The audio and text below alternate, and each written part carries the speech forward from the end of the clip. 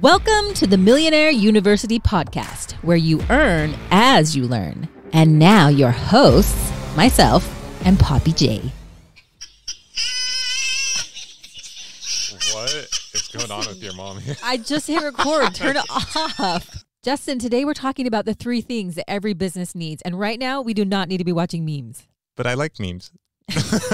You're getting distracted. Is memes not one of the 3 things? No, it is not one of the 3 things. Well, bet there's a way it could be. But yes, you're right. I am getting a little distracted. It's like an angel meme. She is an angel. If she's listening, Mom, you're an angel. So yes, we are getting a little distracted with these memes. And it's because sometimes we naturally avoid these 3 things. But the 3 things are all we really need and love.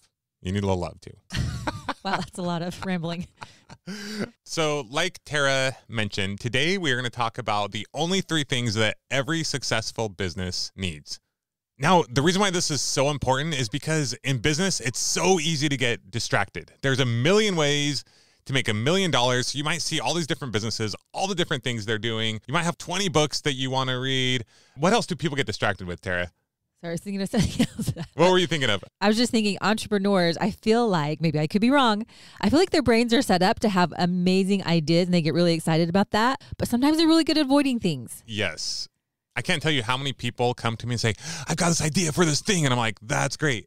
But then they don't really do the things that they have to do to bring that thing to life and to actually make a business and make money. So absolutely, it's so easy to get distracted with things. We get excited about the idea of having a business. We get excited about the things that business can afford us. People get distracted with setting up their office, getting business cards, getting the right software, like thing after thing after thing, but they avoid these 3 things. Honestly, they avoid the thing that scares them. Like if you're really good at something, you'll probably naturally start doing that and then avoid the things your business really needs. Okay, so let's talk about number 1. This is something we're going to be covering in the next episode. So we're going to say this in about 2 seconds, guys. Number 1, you need a product or a service. That's it, the end. Let's move on to number 2. Number 2, which is the single most important thing in any business, is you need to sell that product or service. Okay, it's not that bad. But if you are going to start a business, you need to understand, accept, acknowledge this. You are now a salesperson. No matter what you think, no matter what you're trying to avoid, you are now a salesperson. Now, the cool thing is there's a lot of different ways that you can sell or market your product. So I know a lot of people out there, when they hear sales, they feel like, oh, that's beneath them or that sounds horrible. Nobody wants to be a salesperson. I know I felt like that when I went to college and I started doing door-to-door sales. Before I did door-to-door sales, a guy reached out to me. He's like, hey, do you want to do door-to-door sales with me? And I'm like, heck no, like nobody likes a salesperson. But yet this is what will make you incredibly successful, like incredibly rich. This will give you all your dreams. So you got to remind yourself, this will give you everything that you ever wanted in life if you are willing to say, I am a salesperson. My business focuses on sales.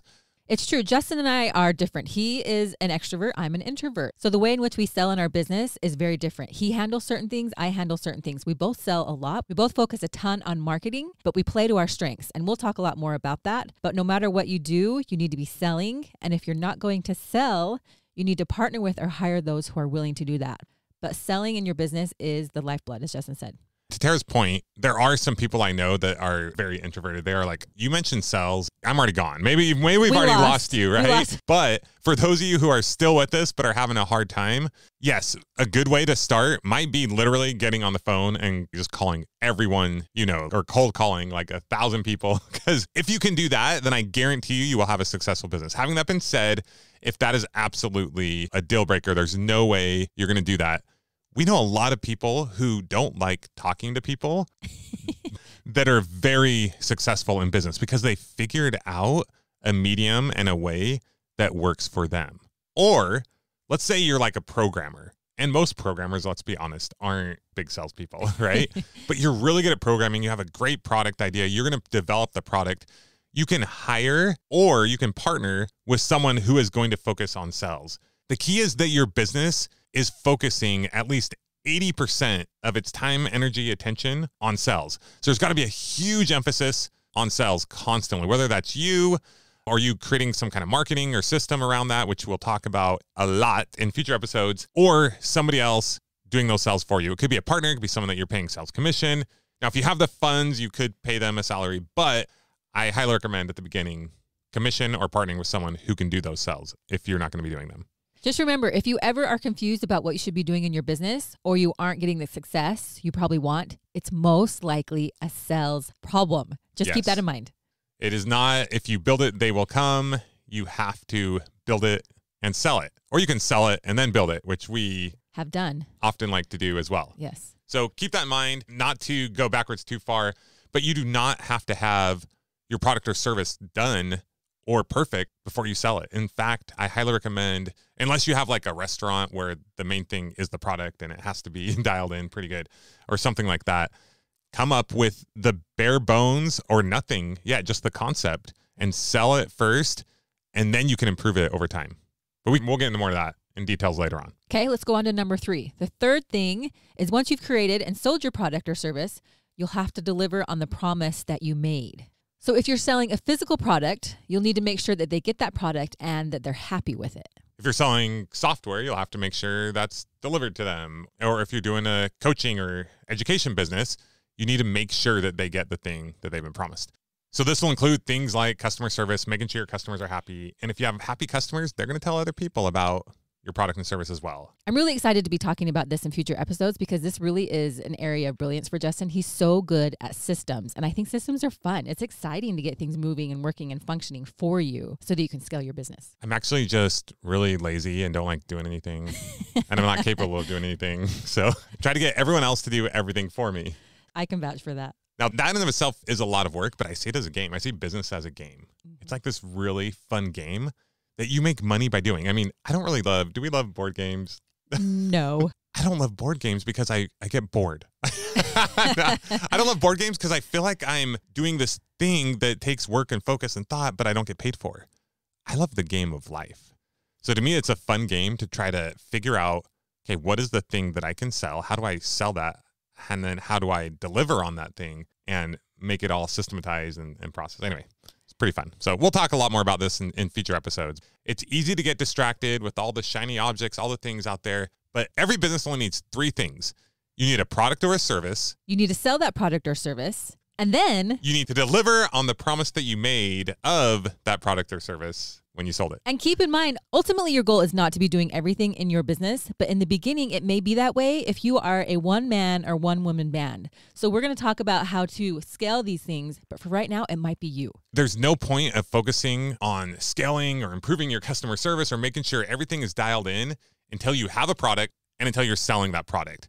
Then it's kind of like, what's that song on Pocahontas? Just around the river bend. You never really know what's going to happen until you get to that next bend. Sometimes people are focusing all their time on figuring out all these details, but the truth is until you have a product and you're selling that product, you'll see more clearly. There's a quote, I forget who said it, but basically it's like you got to have faith to step into the darkness. And then once you step into the darkness, the light comes on. It's not the other way around. I so agree. I remember I was sitting at the computer. You were walking out the door and I said, "Where are you going?" And you're like, "I'm going to go knock some doors. I'm going to get some offers." And I was like, "Well, what are you going to say?" And you said, "I have no idea. I'll figure it out when I get there." So just take those steps into the darkness and things will come. Well, what about the next step? What if we get an offer? It's like, we'll figure it out when we get there.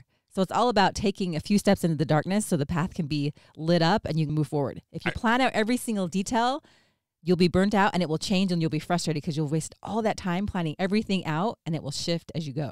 Amen.